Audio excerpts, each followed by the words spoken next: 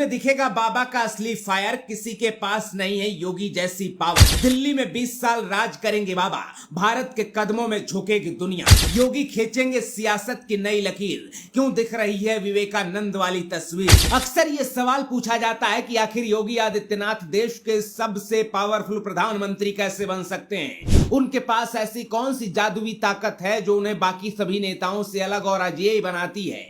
इस सवाल का जवाब किसी राजनीतिक किताब में नहीं, बल्कि भारत की सदियों पुरानी संन्यास परंपरा में छिपा है। जब एक आम इंसान मुख्यमंत्री की कुर्सी पर बैठता है तो वो सिर्फ एक नेता होता है, लेकिन जब गोरखपीठ का एक फौलादी सन्यासी सत्ता के सिंहासन पर विराजमान होता है तो उसकी ताकत डबल नहीं बल्कि 100 गुना बढ़ जाती है। एक सन्यासी का ना कोई परिवार होता है, ना कोई निजी लालच और ना ही कोई स्वार्थ। उसका परिवार 150 करोड़ लोगों का देश होता है और उसका लक्ष्य सिर्फ राष्ट्र प्रथम होगा।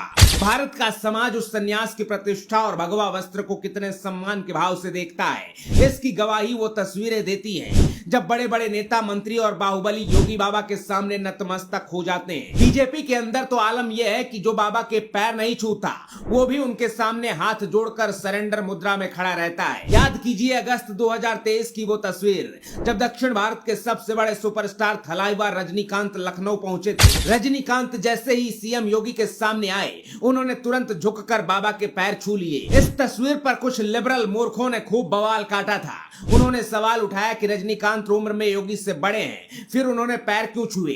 इन मूर्खों को नहीं पता था कि सन्यास का मतलब क्या होता है। रजनीकांत ने खुद मीडिया के सामने आकर इन वामपंथियों का मुंह बंद करते हुए कहा था, योगी और सन्यासी चाहे उम्र में छोटे ही क्यों ना हो, उनके पैर छूना और आशीर्वाद लेना मेरी पुरानी आदत है। सिर्फ रजनीकांत ही नहीं, राजनीति के बड़े बड़े दिग्गज बाबा के दरबार में इसी तरह सरेंडर हो जाते हैं। यूपी के कुंडा के बाहुबली विधायक राजा भैया हूं या पश्चिम बंगाल में ममता बनर्जी की नींद उड़ाने वाले कद्दावर नेता शुभेंदु अधिकारी।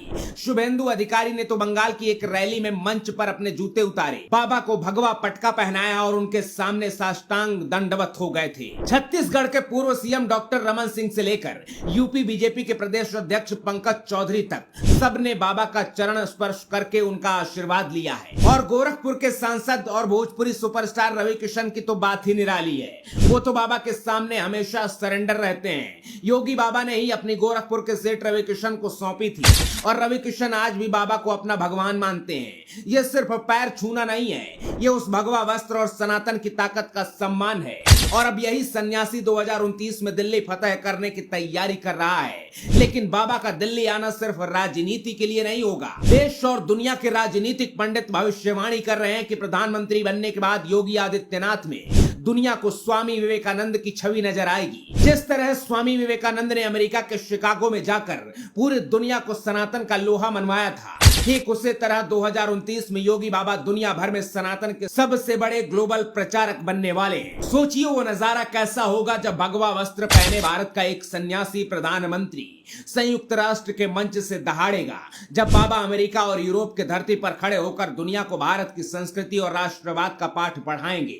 ये तय है कि अगर 2029 में योगी बाबा के हाथ में देश की कमान आई तो वो भारत का असली गौरव और उसकी असली पहचान दुनिया के सामने लेकर आएंगे। और बाबा सियासत की ऐसी लकीर खींचेंगे कि अगले 20 सालों तक कोई उसे मिटा नहीं पाएगा और पूरे दुनिया भारत के कदमों में झुकने को मजबूर हो जाएगी। अब ऐसे में अगर आप भी योगी बाबा के दिल्ली मिशन को दिल से सपोर्ट करते हैं तो डंके की चोट पर शेयर बटन दबाइए और ये वीडियो हर भारतीय तक पहुंचाइए। जय श्री राम, हर हर महादेव।